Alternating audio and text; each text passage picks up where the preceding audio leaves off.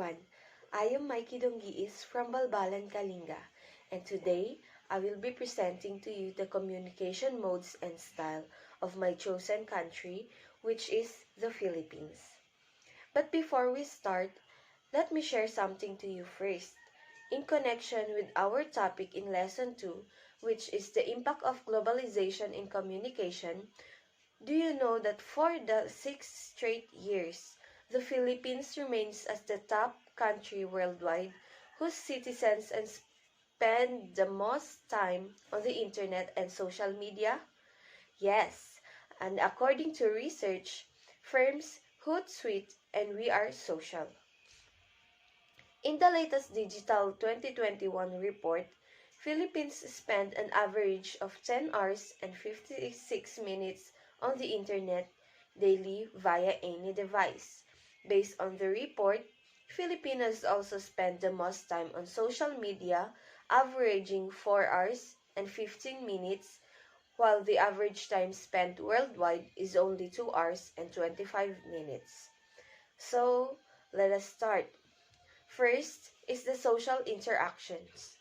The sense of national identity among Filipinos is insubstantial. The Philippines is a collectivist society. When we say collectivist society, the interest of the group they belong is given most priority rather than their personal interest. Kapwa, or in English, is the fellowship or togetherness.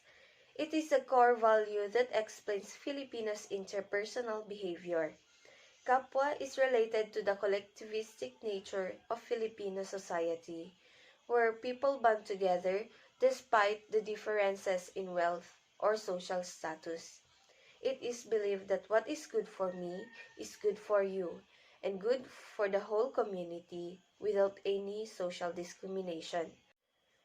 Pakikipagkapwa-tao is the helpfulness and generosity of people in times of needs. This is shown when you try to connect with people around you, like the bayanihan. Second, the concept of hiya. Hiya is also one of the underpinning factors influencing how Filipino behave and interact with others. While hiya translates roughly into English as shame or embarrassment, on a deeper level, it refers to one's sense of self, priority, and respect. For Filipinos, this hiya motivates them to exert more effort on their work to avoid being put to shame because of failure work. To avoid hiya and maintain kapwa, they compliment people around them and avoid direct criticism. Individuals will often try to be generous and hospitable. Next is the warmth and acceptance. Filipinos are usually very warm and friendly people who enjoy conversing with those around them. They are often expressive and sentimental.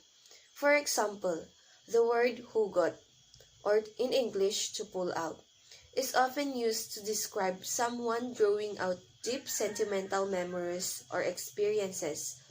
Indeed, Filipinos are often willing to share stories of their past that may be considered personal because they believe that bringing out or expressing their sentiments shall maintain light-hearted behavior.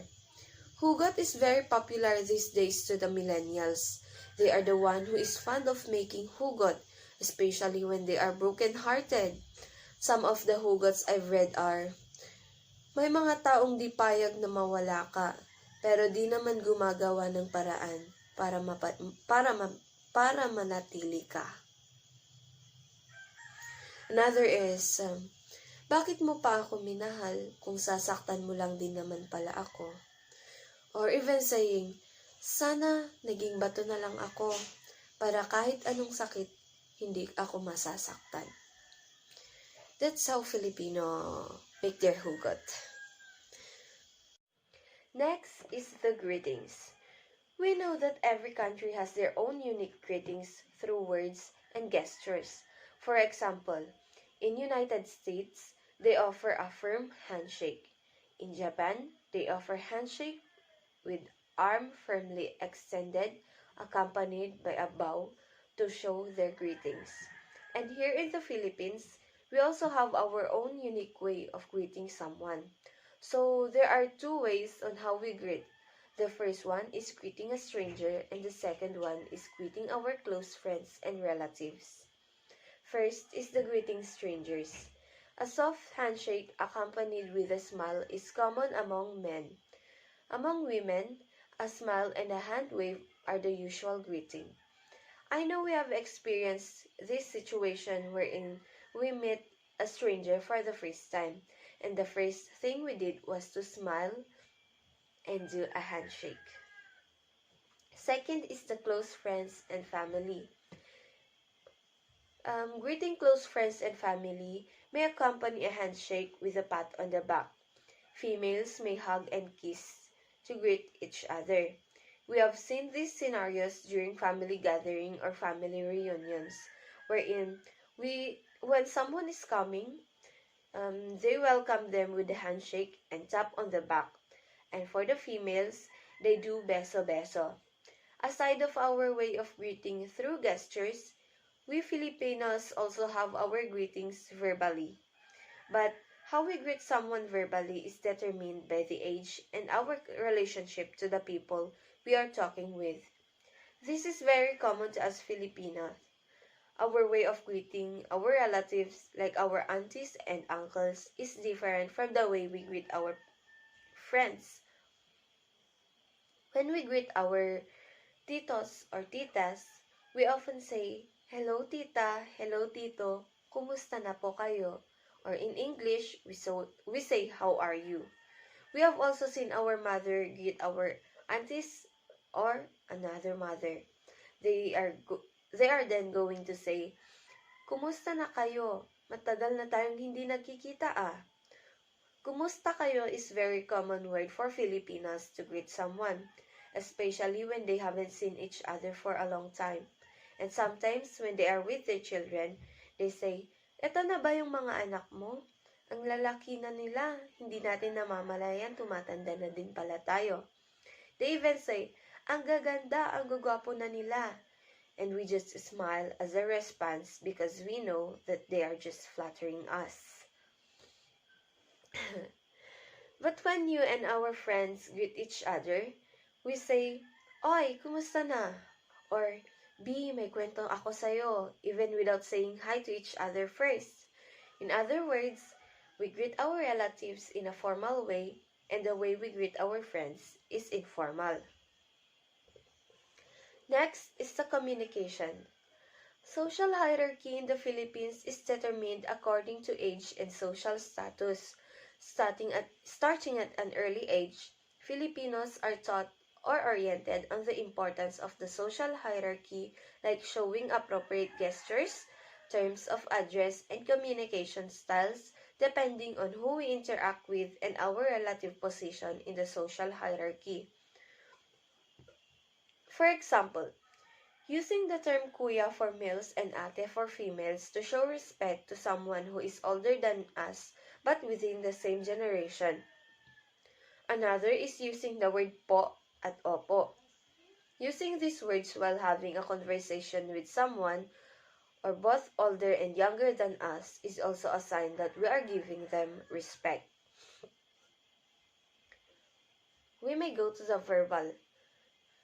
Under verbal is the communication styles. Filipino will try to express their opinions and ideas carefully and with humbleness to avoid appearing arrogant. The tone of voice varies widely by language, dialect, and region. With regards to the tone of voices when communicating, we should also consider the dialect we are using, because not all dialect has the same intonation and even the loudness of voice of the speaker. Example, our dialect here in Kalinga, particularly in Balbalan. When we daw angan get angry, we will say, "Nga dyan nat kingwam ta," in a loud and hard voice. But when Ibanao tribe gets angry, they will say, "Nga dyan kad nat kingwam," in, gen- in gentle voice. Well, I hope you got my point. Indirect communication. Filipinos often communicate indirectly in order to prevent a loss of face and evoking hiya on either side of an exchange. They tend to avoid interrupting others and are more attentive to posture, expression, and tone of voice to draw meaning. To find the underlying meaning, it is common to check for the clarification several times. For example, when a woman asks if the dress she's wearing looks good on her or if she looks stunning, then her partner might say yes, but he's not looking directly to the woman's eyes. The sincerity isn't there anymore. Another is when a couple had a misunderstanding and they would talk to each other so that they can fix it. And it is not just a verbal agreement that's needed. You should see how your partner reacts with what you are saying. Under indirect communication, there's this refusals and respect. First is the refusal. Since many Filipinos try to save face and avoid hiya in their interactions, many will be overly polite and seldom giving a flat no or negative response. When conversing with your Filipino counterpart, try to focus or hints of hesitation. Listen to what they say and also pay close attention to what they don't say. A concrete example of this is when a politician come to our house, shake hands with us and say, "Please vote for me." Filipino usually answer it with yes, even though he's not really their best candidate. But as Filipinos, we can get really the stand of that certain individual through his expressions and actions rather than his words. Next is the respect.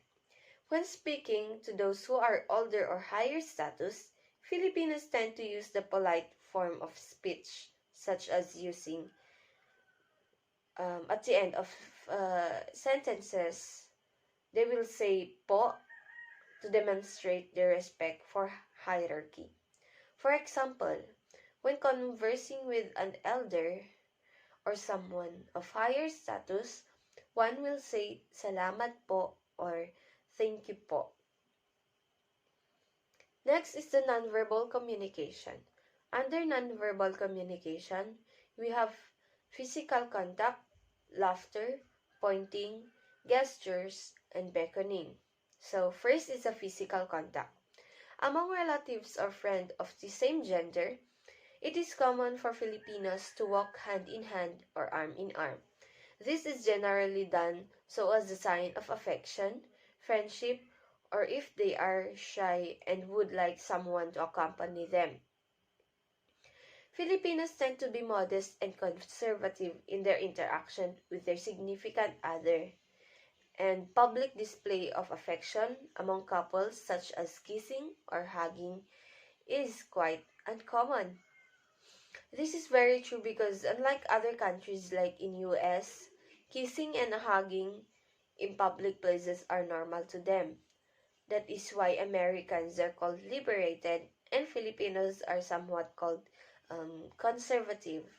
Filipinos do not do such things because they believe that it would be a big embarrassment, especially when someone they know so what they are doing. Next is the laughter. While Filipinos often laugh in conversations, the meaning of laughter tends to depend on the situation.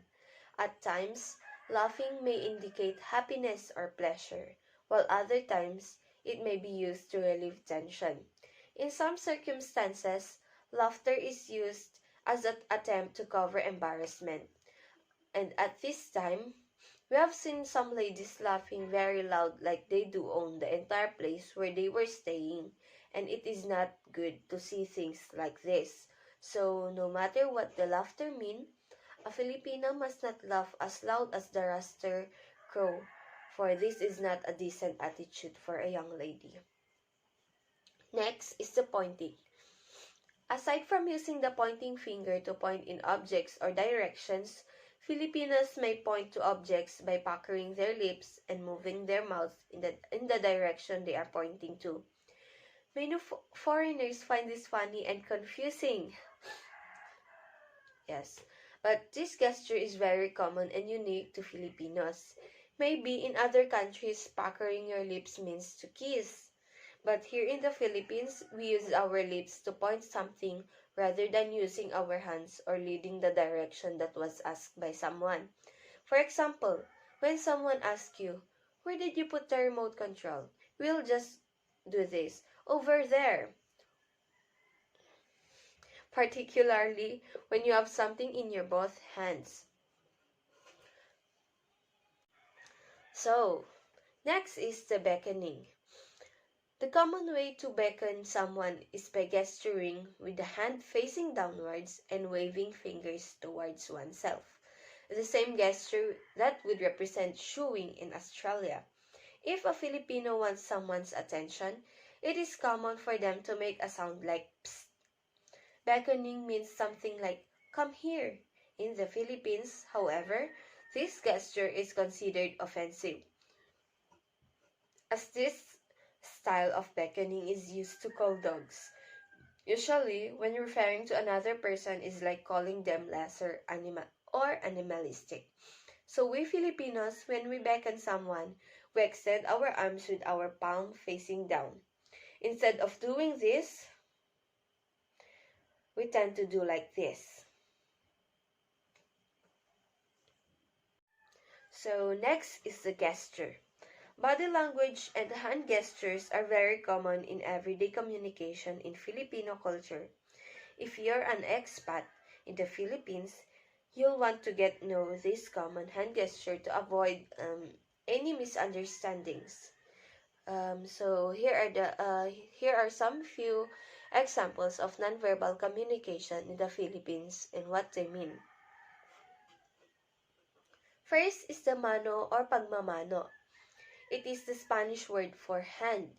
Most common gesture used to greet is known as mano, often referred as bless in English. It is also considered as greetings to the elders.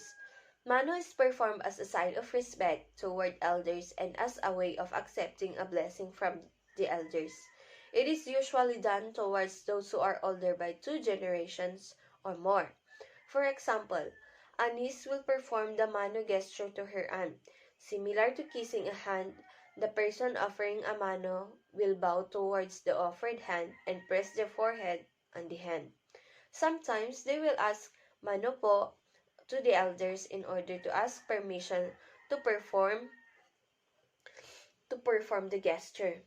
It is usually performed when visiting an elder or upon entering a house or a gathering. Although the mano gesture is still widely used, some Filipinos have replaced the gesture with beso meso. Beso, beso.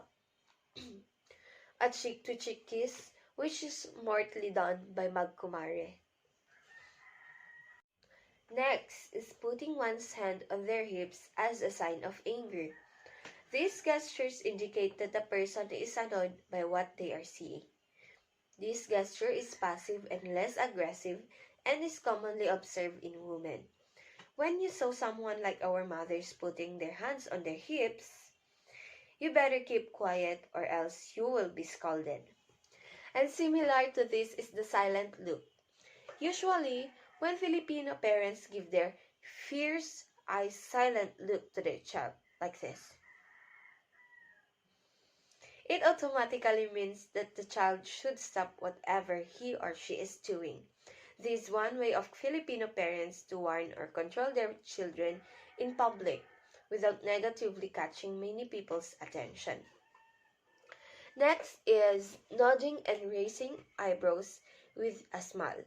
This is one way of how Filipinos greet each other in a casual and quick way, acknowledging that you notice the person. For example, when you are talking to someone and you saw your friend pass by, you will just do this for them to know you notice them without interrupting the person you are talking to. Next is the arms extended while lowering your head. These gestures are commonly done when passing in front of two people talking to each other or crossing a room when someone's watching a TV. followed by an excuse me. This gesture is seen as the sign of courtesy and respect. We may now go to the etiquettes. So, here are the basic etiquettes. First is Filipinos tend to dress modestly, especially when they are in public. Of course, we all want to look presentable when we are in front of many people. Another is that we do believe that one way we can gain respect is through the way we dress ourselves. Next, it is expected that the elderly and those of higher social status are treated with respect. Next, Filipinos typically have a relaxed approach toward timekeeping and punctuality. It is common for Filipinos to arrive an hour or 2 hours after the designated time. This is commonly referred to as Filipino time. However, Filipinos will observe punctuality in a formal context, such as important business meetings, appointments, or when visiting the doctor. We Filipinos are used to what we call Filipino time. When we say we will meet at 8 o'clock sharp, we often arrive 1 or 2 hours late, and it is not a good practice. So we must learn how to follow the given time. Next is the visiting. We do not refer to the woman of the house as hostess, as this has an alternative meaning in the Philippines that is offensive. We Filipinos do not call the woman of the house as hostess because it has different meaning to us, which means somewhat like, what do you call this? The prostitute. Yes, prostitute. Next, it is common practice to remove one's shoes before entering someone's home. The host may offer you slipper to wear inside the house or the home. Even if the hosts say it is okay if you will not remove your slippers, we still insist to remove it as a sign of respect to the owner of the house.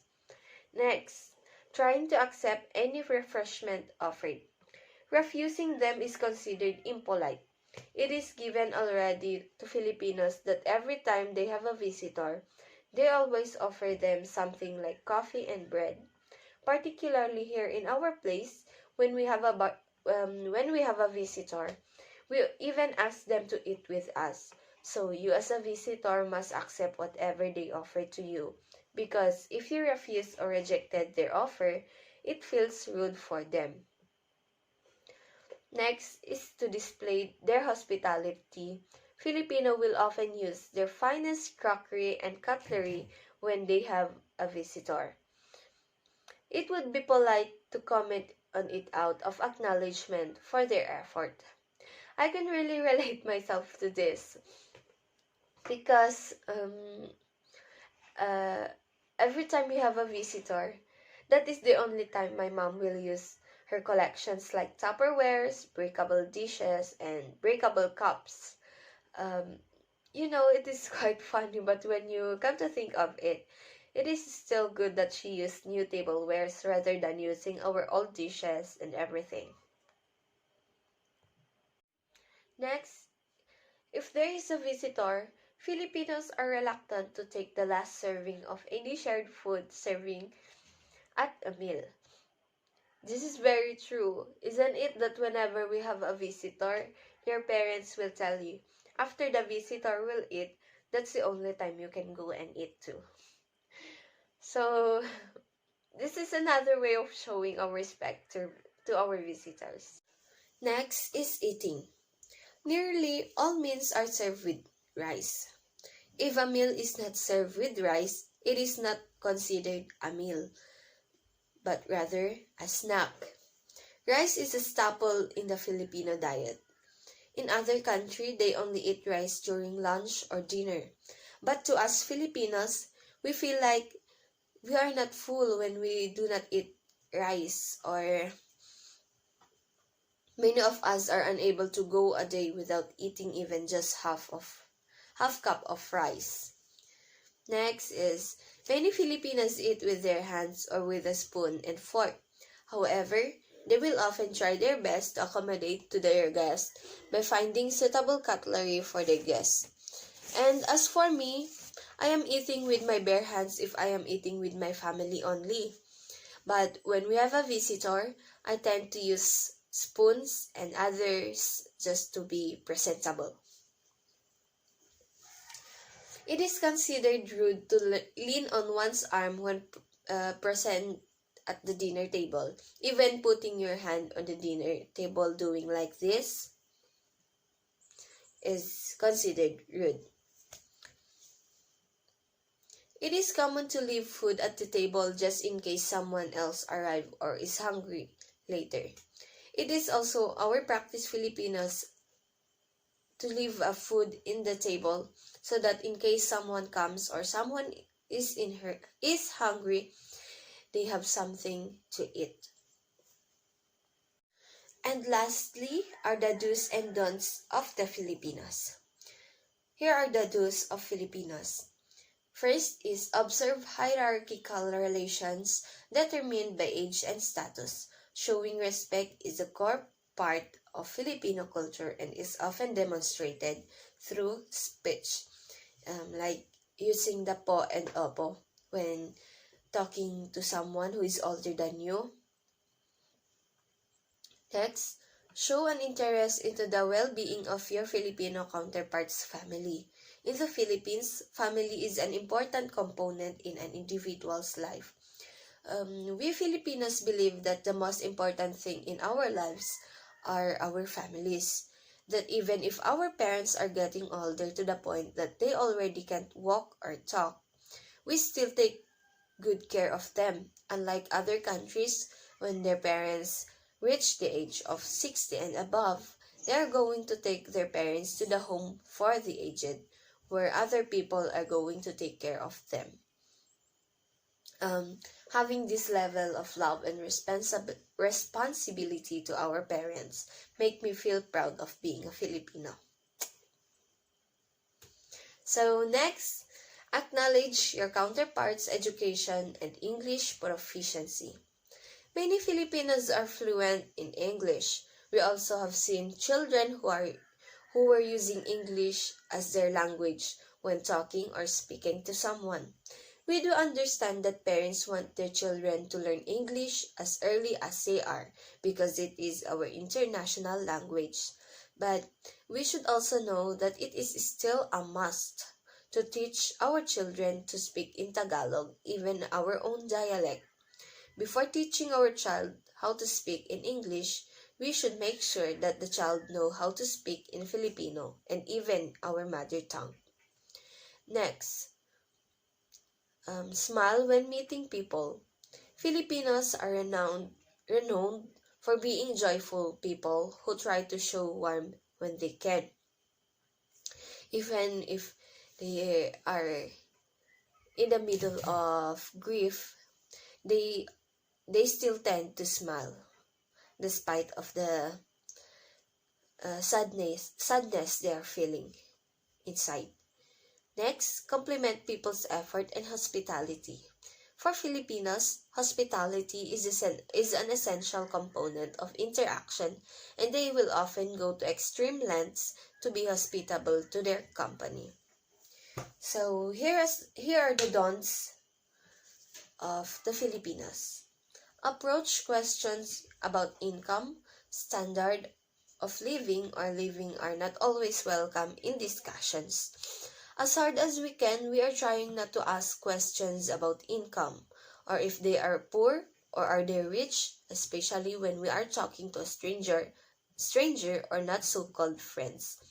This is to avoid offending someone, or for them not to think that you're just approaching them because they have a high status in life, or what we call mayaman or may kaya. However, it is not uncommon for us Filipinos to ask questions relating to age, work, and level of education to ensure we address whom we are talking with correctly. It is better for us to ask their name, age, or their work for us to know what to address them. If they are doctors, then we would call them doc. Or If she or he is a teacher, we would call her or him ma'am or sir. But sometimes I have encountered talking to LGBTs. Not to rub the wrong way, but I really do not know how to address them. It is okay for some to be called sir, but it also feels awkward to call them ate or kuya.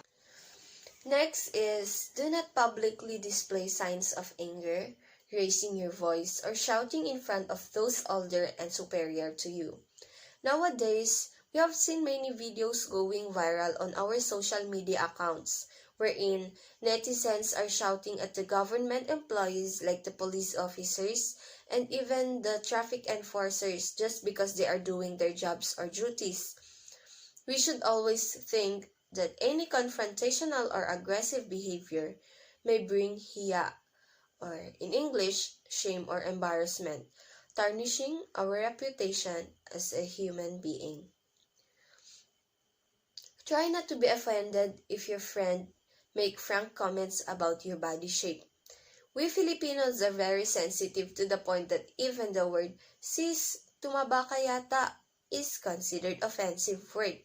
Unlike in Australia, it is not considered taboo or rude to make comments such as, "Oh, you've put on weight," or "Do you have a boyfriend or girlfriend?"